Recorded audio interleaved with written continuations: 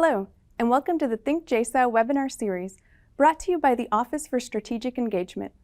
Today, we are pleased to present a distinguished speaker. This session is unclassified and will be recorded and posted to the JSOU network. Please keep in mind that the views and opinions expressed by all participants do not necessarily reflect the views, opinions, or policy of the U.S. government, Department of Defense, or USSOCOM. If you have questions after this session, please email thinkjsou@jsou.edu. Ladies and gentlemen, my name is Christiane Thompson, and I'm a professor of interdisciplinary studies at the Joint Special Operations University, where my current research is focused on security issues in Africa.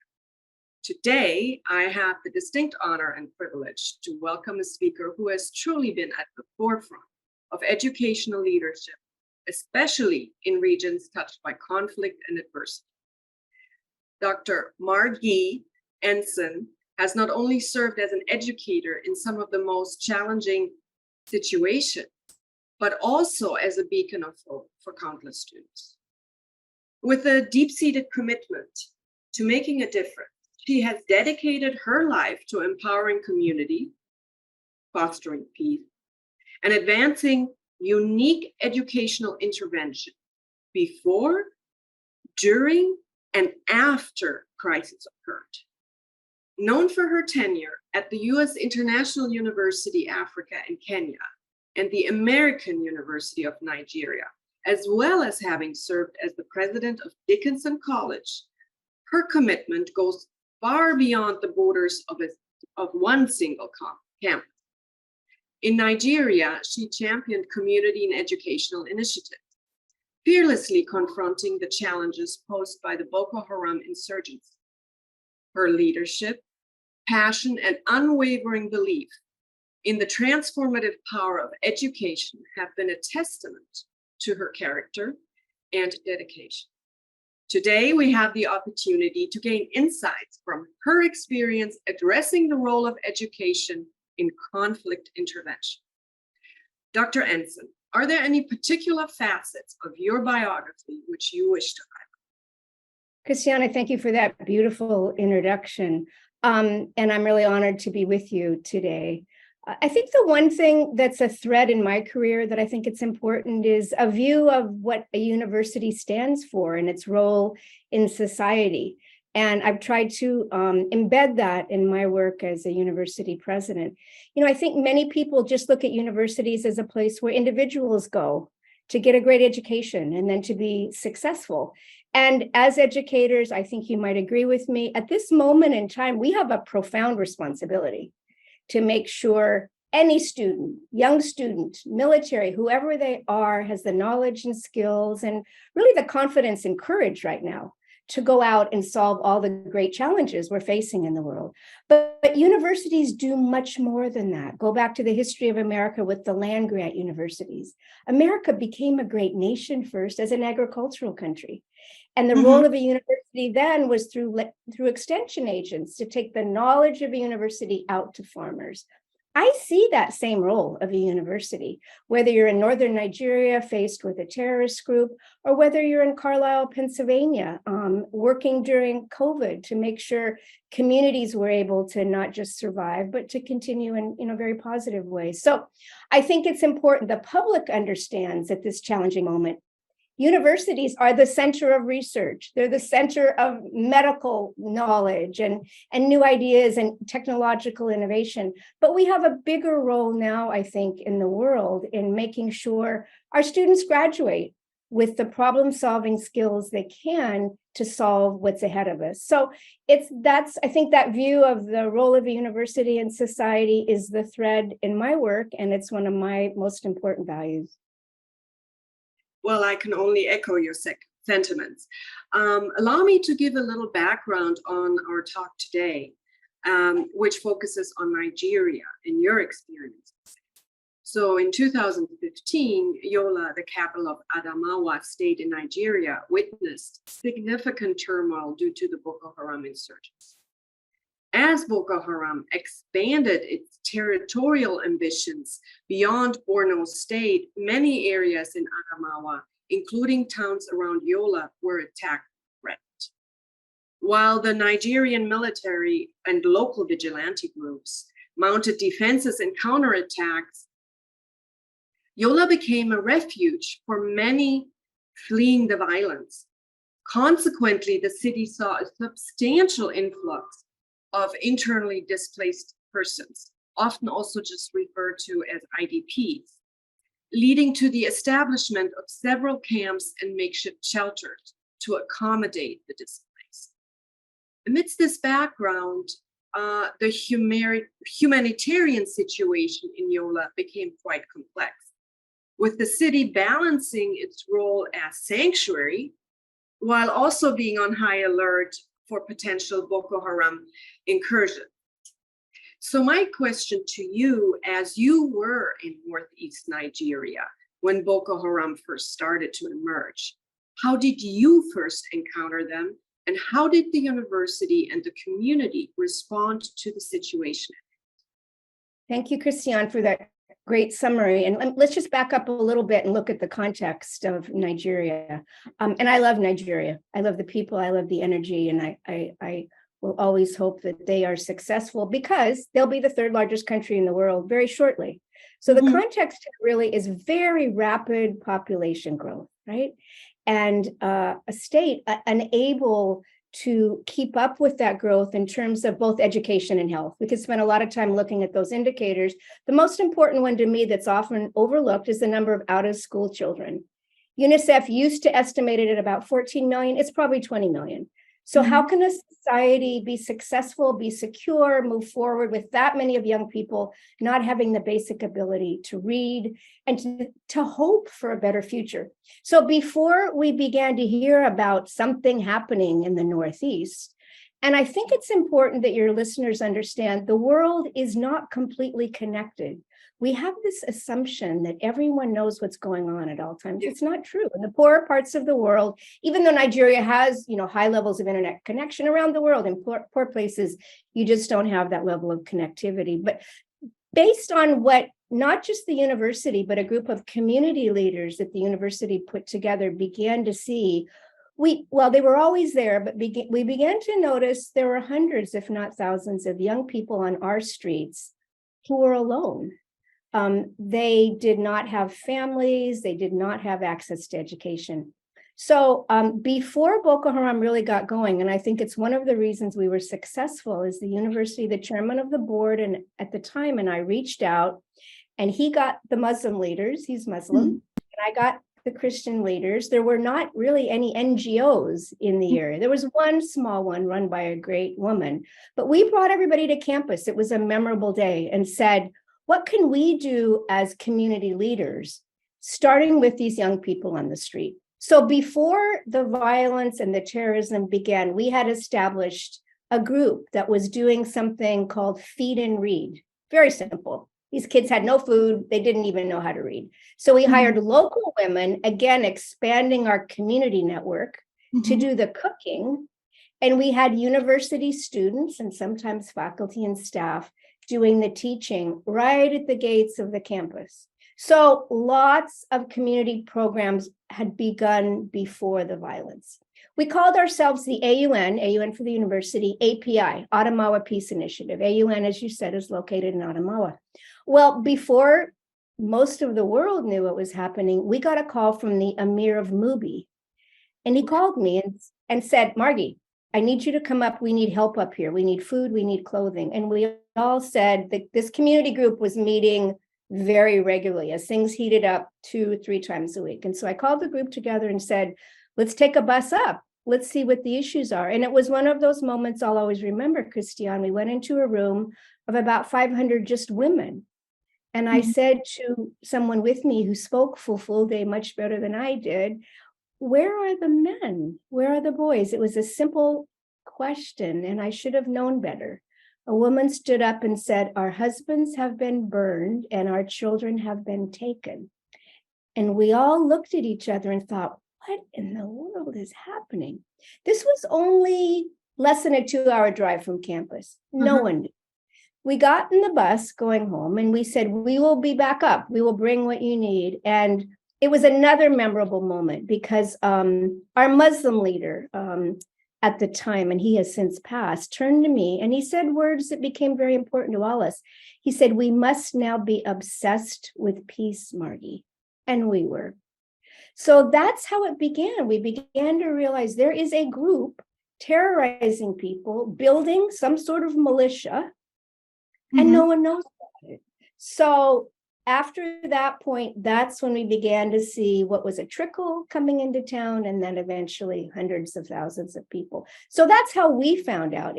No one knew the term Boko Haram before then, right? You know, and of course, since then we've understood it started in Maiduguri and what the issues were that led to it. But that was, at least for our community, that was our introduction to what was about ready to unfold. You were then actively engaging in peacebuilding operations at that point. So allow me to provide some background for our audience before we go on in regards to peacebuilding operations. Sure.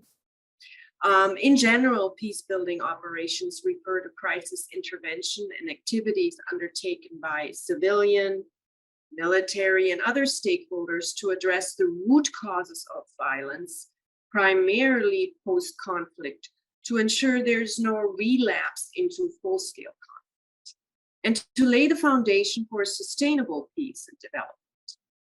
These operations often encompass a range of tasks, including disarmament, demobilization, and reintegration of former combatants, which happened in Nigeria too, as well as larger scale security sector reforms, institution building, political mediation, human rights monitoring, and larger justice sector reforms, as well as socioeconomic development. So as such, peacebuilding is distinct from peacemaking and peacekeeping, though all three are interconnected and interrelated and aim to achieve that long, stable peace. Peacebuilding specifically focuses thus on creating the underlying conditions that prevent the recurrence of conflict and facilitate the recovery of community affected by war and violence. So based on that knowledge, Dr. Ensign, as terrorism increased, how did the university and the community help them to keep the peace? And what were the national and international responses? And did you think either of them were effective, or where they were especially? So those are a lot of really big and important questions. And as I go through this, I think I'd like to distinguish between hard security and soft security, okay? Hard security is what you folks do, and we had to do that also because the national government was not only completely non-responsive, there are those who I would just say it was ignored. What was happening was ignored. And I have evidence of that. I flew into Abuja, I flew into Lagos with pictures of what was happening, and leaders said to me, those pictures are not from my country. So we were pretty much on our own out there, Christiane. So let's back up a little bit. So what started happening after that trip to Mubi is that refugees, or IDPs, as you say, because they were in their country, internally displaced people, started coming to Yola. First, we had 5,000 come. They had no food, they had no clothing, they had no schooling. We pulled our API together and said, what can we do? Chief Abdul Mumini, a wonderful man who was the chief of the land the university was on, said, if the university will give me school fees and clothing, I will settle them in my community. It was extraordinary. We patted ourselves on the back and said, it's done, we finished. Little did we know there was a tsunami coming. But again, we built bonds, we trusted each other. You could reach out to anybody on that peace group and they would come forward. But then 10,000 came, and 20,000, and 50. And by the end, there were 300,000. And in the beginning, there was no one there to help except this little peace group. So our priorities were food to begin with. These people had walked days, right? So first, let's get people food. They did not want to live. The camps were established later, and they were terrible. There were incidents of human trafficking, of rape. They wanted to live in the community, and about 99% did, with my staff, with my faculty, in the community. So the first priority was food. We raised some money locally, but then I reached out to every international organization, every government. And again, people didn't know what was happening. The US role proved to be pivotal over time, but the man who founded the university was the former vice president of the country, and his wealth had gone to building the university. So I reached out to him and I said, we're desperate, please help. No one would come up. He said, do not let anyone go hungry in that town. So he, thank goodness, started giving us money. We could buy food locally. So again, this gets back to what I said at the beginning, the role of a university. I had to go to the campus community and say, we have a couple alternatives. One is to shut down. I can fly you all out, many international expats there, or we can stay and live our mission, which is to be a development university and do what we can. No one said no. So over time, we would have what we called a feeding almost every afternoon as people came in. So one group was in charge of getting the food, packaging it. We would package for 10, so we could feed 50,000 a day. One person would take enough for 10, and we would feed 5,000 a day. And we alternated between the Catholic Cathedral and Muslim Council. So people felt comfortable coming to get food. So that was the first response. And again, the university and the API were deeply integrated. The second, there were young people, children who had become disconnected from their family. So we got folks at the radio station and the TV station, and my students, again, put together a list of the children who'd become disconnected. We ran those on the radio. They started putting apps together on the TV. So that was sort of the first response, right? And again, as I said, there was no military support there, either nationally or internationally. The hard security part of the story was led by a great guy, a Marine, Dr. Lionel Rollins, who I had brought to campus 2 years before this started. He came in as a consultant and he never left because he saw the threat. And so it's a beautiful story and he deserves great credit for this. So first we started building a security force around the campus, 100, 200. At the height of it, I had a security force of 600, right? He trained them. They were local people. We gave them an AUN education, so they were completely loyal to the university. So that was phase one. So we kept the university safe. Then as the town was more threatened, he literally trained local people, these Christian and Muslim leaders, to protect their religious sites. There were Easters, we all held hands around cathedrals and did the same on Friday day of prayer. So this was very much a local response to the hard security and the soft security. And he did an extraordinary job with that. I will tell you, at the height of this, the Nigerian government sent in you know the term here, I don't know if it's a battalion or whatever it is, and they were doing roadblocks, they were trying to keep people out. But I think one of the worst moments of my life was when the general in charge called me, and we knew Boko Haram was at the bridge. There was one bridge in. And he said, Margee, we're going to pull out. You've got enough people here to handle this. And I said, please tell me this is not a joke. And they left.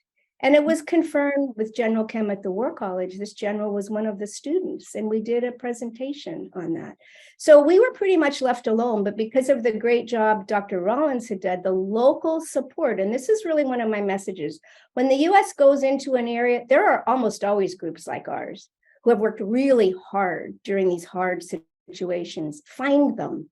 Find the ones that are trustworthy, because they have the local knowledge. They know how to get to the most vulnerable people, both for humanitarian assistance and the ones that you're worried about.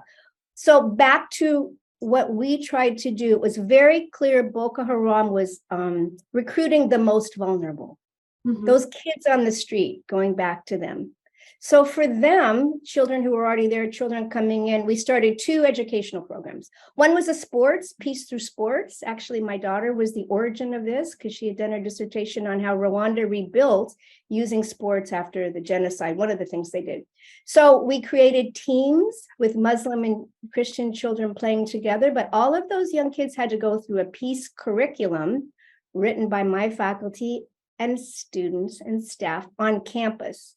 We opened doors. We welcomed what people would have thought as threatening young people to our campus. And a memorable moment there was, I would go to every session. I shook hands with a very big boy and said, I'm so happy to have you on campus as part of Peace Through Sports. He looked me in the eye and said, it's either you or Boko Haram. There's no choice for us. And I thought, that's simply not right, right? They should have many more choices in life. But Peace Through Sports became huge, right? And it kept, it might sound simple and really unrelated to, insecurity, but it wasn't, because it was an education, it was community building, and it kept these young people away from the claws of Boko Haram. The US government funded something called TELA, Technology Enhanced Learning for All. Again, poor part of the world, and most people didn't have computers at all. So we used radio to reach hundreds of thousands of young people in the community. We had 750 facilitators from the university, from the community, with radios every day. Young people gathered under trees, learning how to read. So we had a lot of things going on, mainly to keep these young people hopeful, away from Boko Haram, and giving them an education. So there were many more pieces to this, but the university's role was to coordinate, was to do the educational work. The members of the Adamawa Peace Initiative identified those young people. Again, when we go into a community, how do we know who to work with? Well, the local leaders do. They know who's vulnerable. They know who needs to be part of these programs. So in the end, as I said, we had over 300,000 IDPs. The ones, very few were in camps. That meant they had no relatives. They had no connections. And in a society like that, that's quite rare. We educated folks. We fed them. We had only one person, a baby, die during that whole period. And it was heartbreaking, but I think it's a testament to those students and faculty and staff and community leaders who stretched themselves beyond what you can imagine to make sure people were safe. They had food security, and they were learning.